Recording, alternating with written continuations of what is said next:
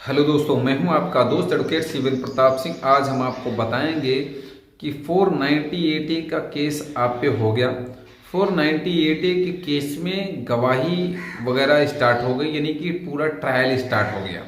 जब trial start हो गया तो पत्नी से कुछ ऐसे सवाल कीजिए जिससे कि आपका 498 का केस पूरा खत्म हो जाए, रद्द हो जाए। यूं कहा जाए कि 498 के केस में आप सजा से बच सकें। तो पहला और सबसे अच्छा सवाल ये करें पत्नी से कि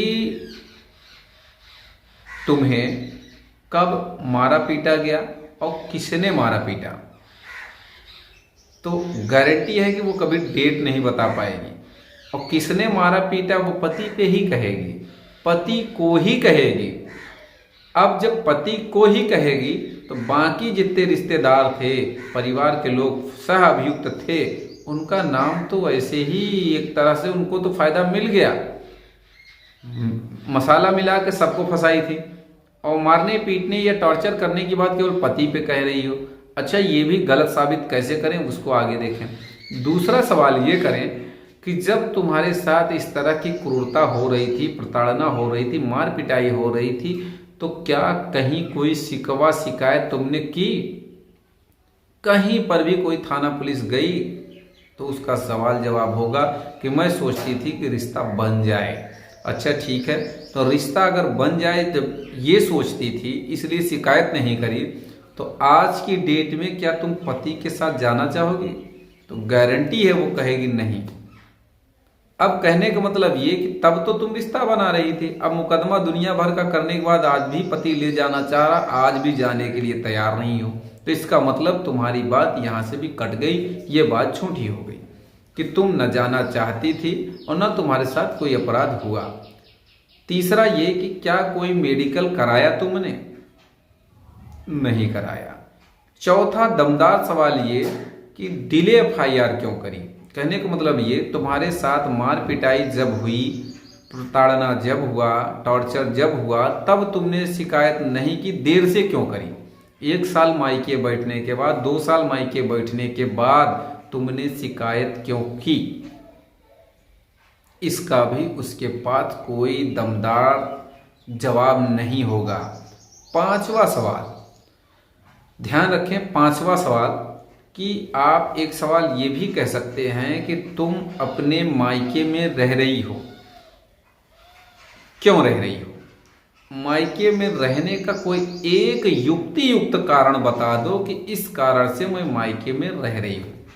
तो उसका जवाब होगा कि इन्होंने मार पीट के घर से भगा दिया था, निकाल दिया था। कहीं न कहीं ये बात आई होगी, कहीं न कहीं क्या एफआईआर में लिखे भी रहते हैं लोग कि मैंने अपने पति को अपने पिता को या फिर अपने भाई को या अपने रिश्तेदार को बुलाया, वहाँ से मैं गई। तो ध्यान रखें, एक सवाल और कर सकते हैं कि जब तुम अपने ससुराल से गई तो कैसे गई?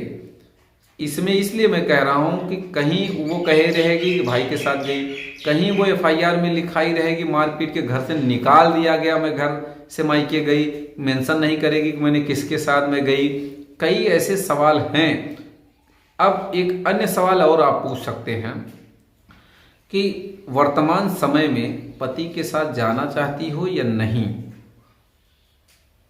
तो उसका जवाब क्या होगा कि नहीं जाना चाहती हूँ। अगर जाना चाहती हो तो क्या सारे केस खत्म करोगी या नहीं? तो इसमें भी वो परेशान हो जाएगी। एक और सवाल, ये एफआईआर किसके कहने में तुमने किया? तो वो कहेगी, सीधा कहेगी कि मैं ये एफआईआर या जो भी मुकदमे हैं अपनी मर्जी से लिखाई हूँ, किसी के कहने पर नहीं लिखाई हूँ। चलो अच्छी बात है। तो ये कहलवा लेने मात्र से फायदा ये रहेगा कि जब भी कभी पति के ससुर की यानी कि लड़की के माता पिता की गवाही आएगी तो वहाँ पे काफ़ी कंट्राडिक्शन आ जाएगा, काफ़ी चीज़ें निकल कर आएंगी कि ये किसके कारण से एफआईआर हुई है। दूसरी बात ये कि तुम बेवजह बिना किसी कारण से इतने साल से मायके में रह रही हो, कभी तुमने कोशिश की कि मैं अपने पति के साथ जाके रहूं या रिश्ता बनाने की कोशिश की? तो वो उसके पास सवाल का जवाब होगा कि नहीं। या अगर कहेगी कि हमने कोशिश की, तो आप कहिए कि क्या कोशिश की? कभी मैसेज किया, कभी फ़ोन किया, कभी तुमने अपने पिता को भेजा, कभी तुमने अपने भाई को भेजा? इन सब सवालों के जवाब होंगे नहीं। नहीं का मतलब ही है कि भैया तुम चाहती ही नहीं हो, तुम सिर्फ चाहती हो कि फर्जी केस लगा दिया जाए, इनको जेल भेज दिया जाए, इनके पूरे परिवार को जेल भेज दिया जाए। इस तरह से ऐसे तमाम सबूत हैं। जैसे कि आप एक सवाल और कह सकते हैं कि तुम्हारे साथ किसने क्या मारपीट की, एफआईआर में क्यों नहीं लिखाया? या किसके हाथ में डंडा था, किसने किससे मारा? ये स्पेसिफिक रोल की मैं बात कर रहा हूँ कि ये क्यों नहीं लिखाया? तो वो कहेगी हमारे जो समझ में आया हमने लिखाया।